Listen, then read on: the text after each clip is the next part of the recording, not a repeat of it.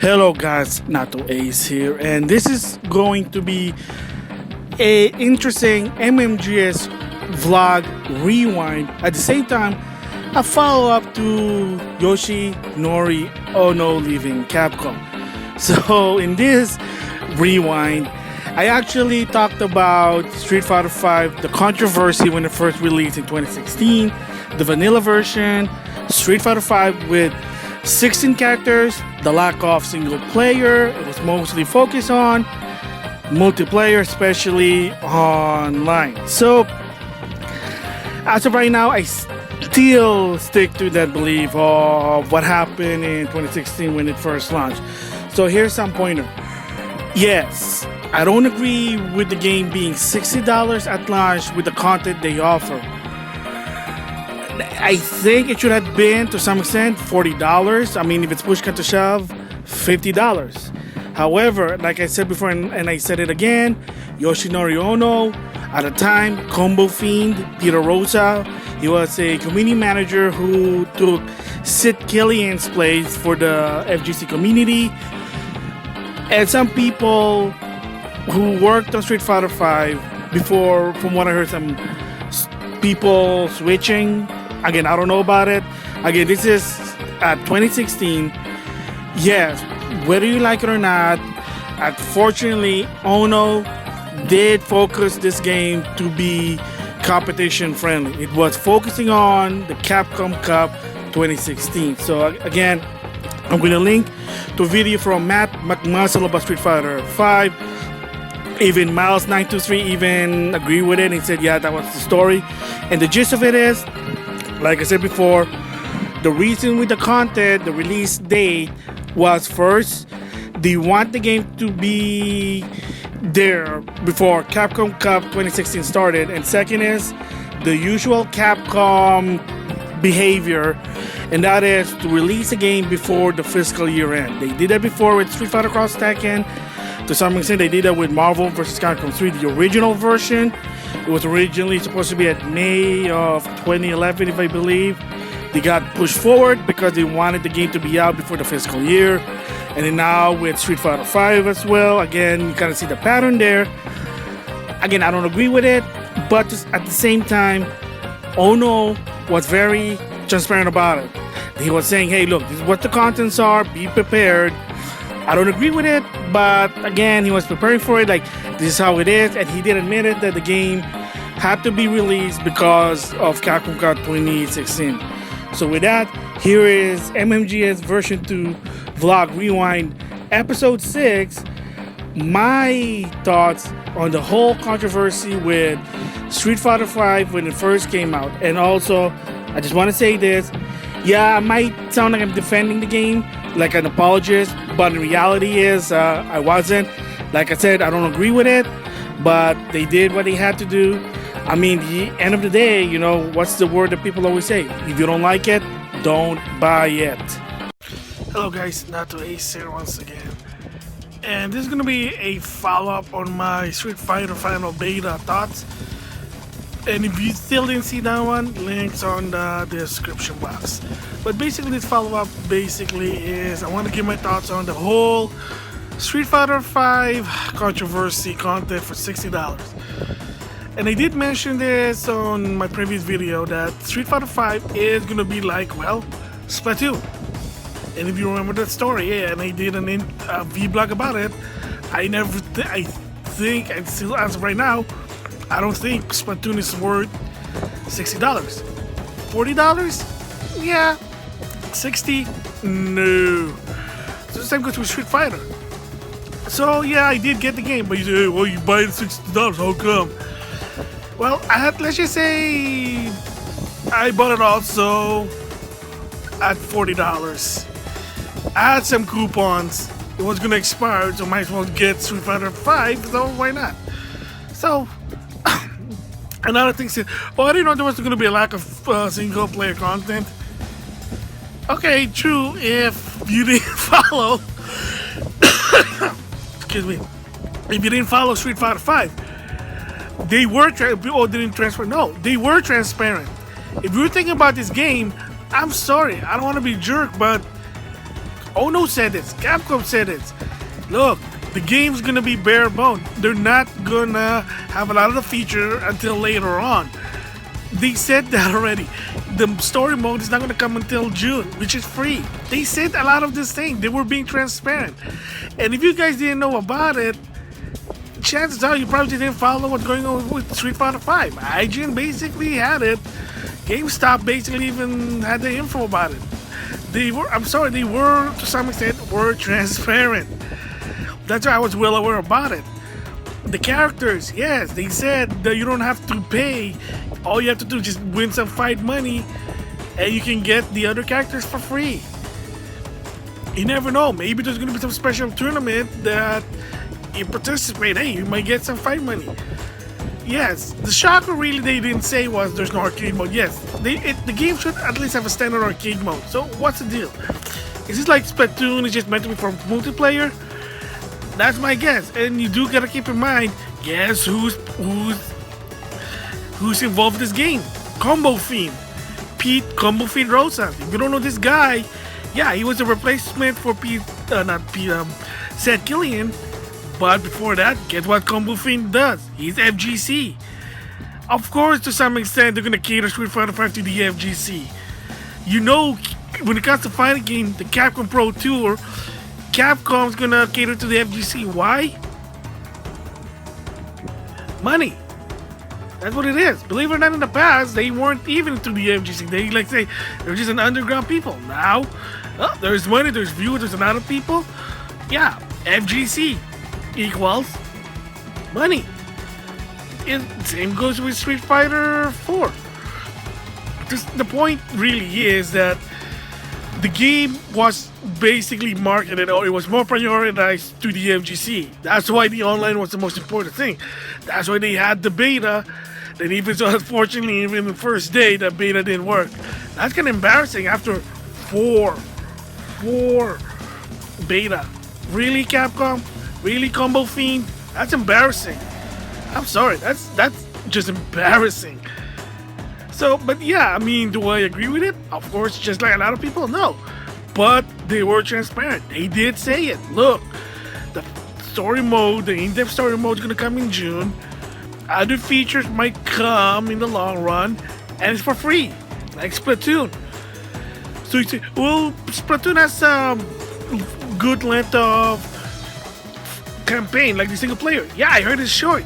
So does the story mode for 16 characters. They're short. So I don't know what to say. I mean, yeah, I don't agree with it, but it was there. They said it publicly that the game was gonna come out. It wasn't gonna come out like all the content. They're gonna do it later by later. They wanted to bring, well, again, why? Well, my theory is, and again, I heard about this, is again, because Combofiend and FGC, they were trying to prioritize FGC because around the corner, they're gonna once again start Capcom Pro Tour 2016 with Street Fighter V. Ever wonder if you're in Evo 2016, the ultimate Olympic of fighting games? There's no Ultra Street Fighter 4. They moved to Street Fighter 5.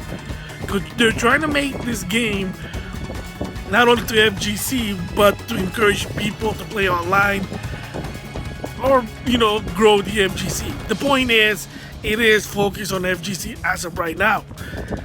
Suck it may be, again, hey, Combofiend, you know, he's part of it. That's what happened. So, again, do I agree with it? No, but but should this be expected? Yeah. So yeah, I mean, it is unfortunate. So yeah, that's my thoughts about the whole situation here. And the reason I'm just doing this now because the topic's really hot and I just want to give my 2 cents about it. So anyway, thanks for listening.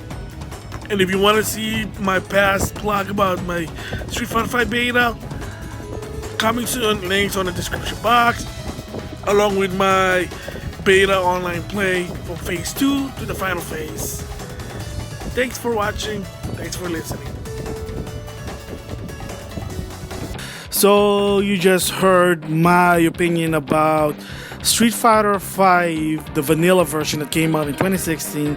And as of right now, I still believe that the approach there was all about esports. I don't agree with it, but again, it's all about business, trying to make money. Whether you like it or not, that's how it goes. And some pointer that I want to give out on that rewind. Like I said before, one, when Street Fighter V, the very first version came out, yet it was heavily focused on esport, Ono did admit that the whole plan behind Street Fighter V was they're going to focus first on the competitors who played this game in the competitive level, i.e. the Capcom Cup, and then they're going to go cater to the consumer, the general gamers, which is, again, I don't think that's the right way, but again, you know, he got to do what he got to do in that one.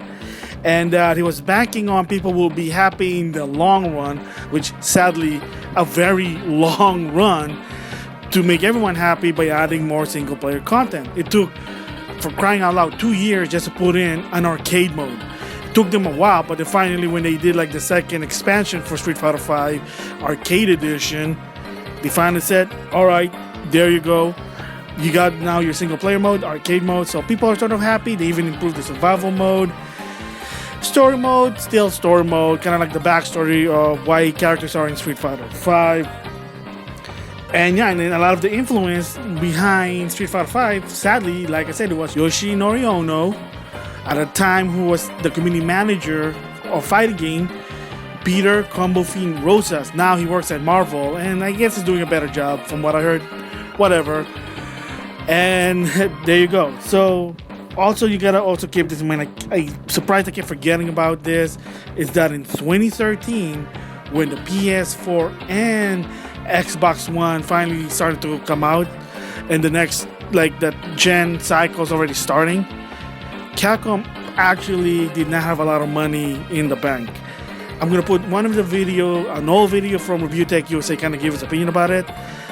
On 2013, after a lot of the situation failed, of course, like I said, the multiple HD remastered game, very expensive in my opinion, Street Fighter Cross Tekken, Marvel vs. Capcom 3 Ultimate, and some other games I can't even remember, because they were like throwing them out there. Plus, they also made the bad decision on other franchises like Dead Rising 3. What else I can think of? Going to mobile at one point just to make money. In 2013, what people kind of forget that Capcom did not have a lot of money in the bank. They only had $152 million only in the bank for a big company that's not really good, to a point that they can't do video games. They can't actually make video games. That's why for a while they were lacking making video games unless someone funded them. They were only able to do DLC. So one of their strategy was to put new DLC for old games. That didn't really work, sadly. They've been trying to go to mobile game. That didn't work. They lost more money. I mean, that's if you notice right now, they hardly do any mobile games. They had some original one. There was a puzzle fighter for the mobile game. That didn't do good, and they shut it down. And there were some other ones that didn't do good, but they got shut down to some extent. Again, there you go. So it might be also that's the factor of why Ono also was having a hard time trying to please the consumer and the business side, because maybe money was the biggest factor here, and they're trying to figure out what to do.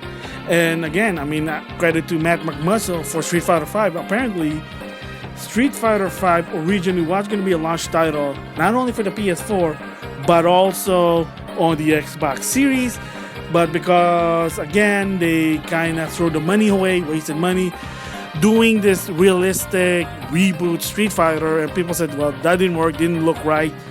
We had to again scratch that and start from the beginning. 2 years of work down the drain to some extent. I mean, in my opinion, they probably could do something about that, like some sort of quick, small tech demo, you know, for $5 or whatever. I mean, at least they'll make something out of it. I don't know. That's just me. I mean, Nintendo kind of done that with Project Giant Robot became, well, Labo Robot Kit.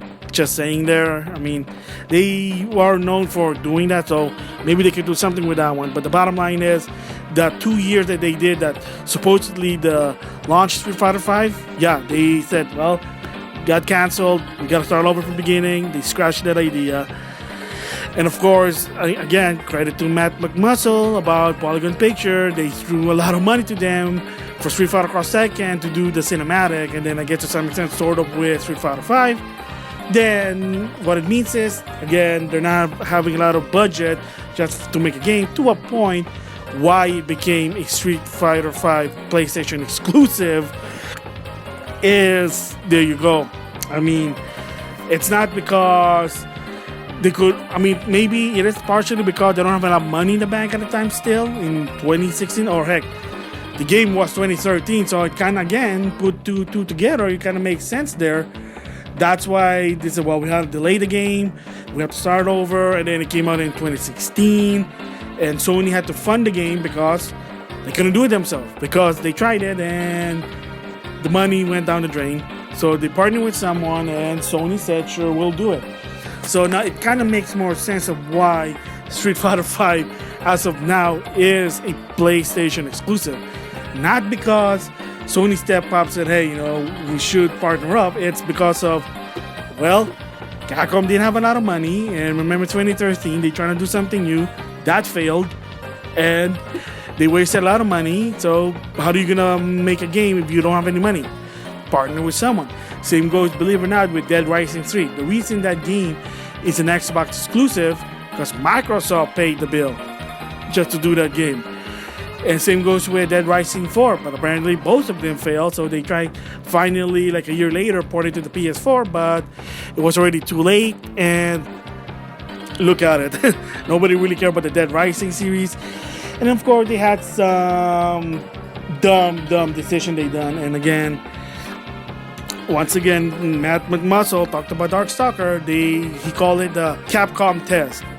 Yes, this is a well-known thing that a lot of consumers don't like, is that, oh, buy this certain game and we might consider bringing a new game or port this game to a certain console. I mean, in the case with Darkstalker Resurrection, apparently their idea was if people really want Darkstalker, they would buy Resurrection for $15, which in my opinion is very expensive. They will see if people really wanted Darkstalker. And then in the case with, I think there was a situation with Devil May Cry, either 4 or 5, I think, I don't know, for the Switch. They say, can you bring it to the Switch? Somebody from the Devil May Cry team said, okay, well, if you buy Dragon Dogma Dark Risen for the Switch, we might consider it. And that's even a keyword, consider it.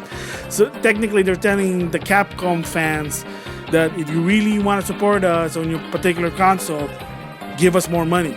Buy this crappy game, we'll make the new game. I mean, I don't know if they're doing that as of right now. Hopefully they stop doing it, but that's always been one of the stigmata.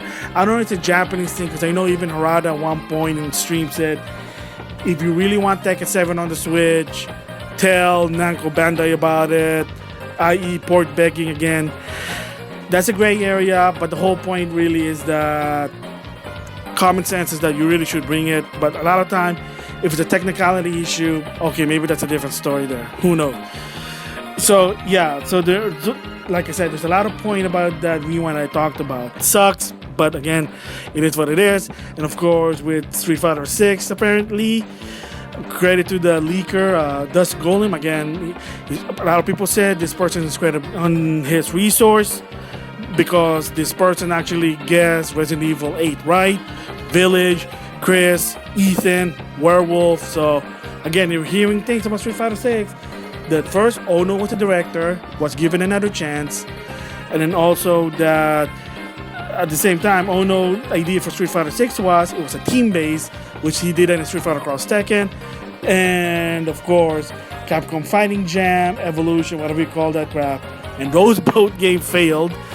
I mean, Fighting Jam wasn't really that good, to tell the truth. Street Fighter Cross Tekken had potential, but again, the architect made it bad. And for strange reason that Ono has this fixation with teams. So he tried doing that in Street Fighter 6, and then the tester just said, no, this is not working, this is bad. If we pursue this, people are not going to be happy about it, to a point that Capcom said, we hear you, okay, that's it. You're done, you're off the project. And apparently that's what happened, according to Dusk Golem, that Ono was removed as a director for Street Fighter 6 thus probably made him say, okay, I'm leaving. Yeah, I got nothing else to offer here. I did what I could do. There's nothing working for me here.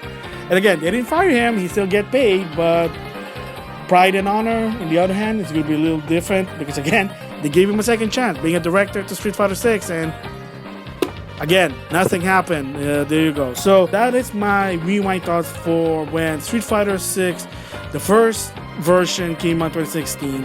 I don't agree with it, with how they handled it. But again, it's a business side. At a time, Ono believed that the competitors, the esports, was the key to make the money because word of mouth, then people will follow.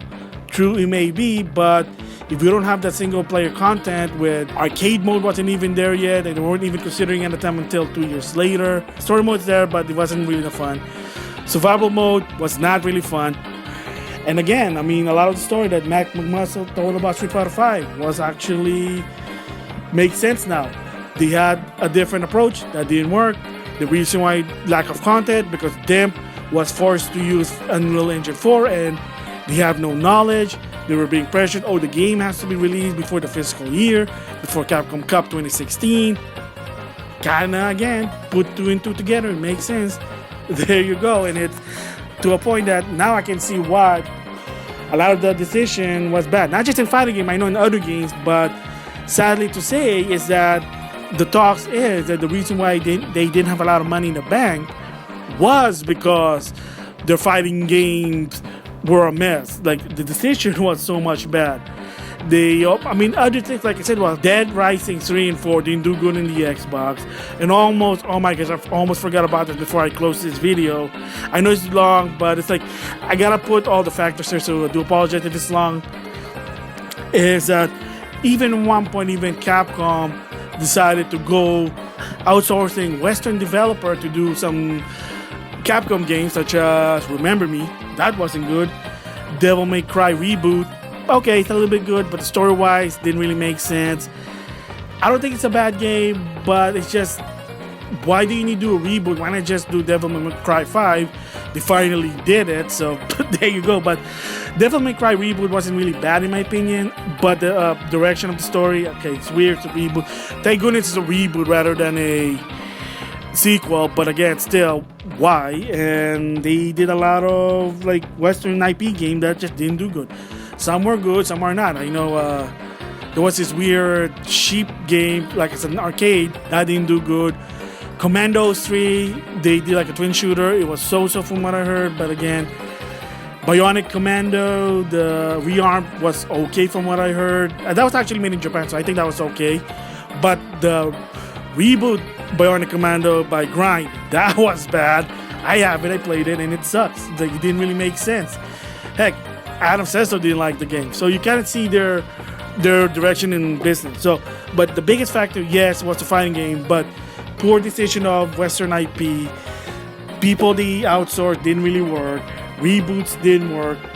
I mean, even going to mobile to some extent didn't really work. You kind of see there why. And unfortunately, even so that they were now able to make games again, it's that the stigmata of that poor decision, it was still there to some extent. So hopefully in 2020 and beyond, all these changes hopefully get improved.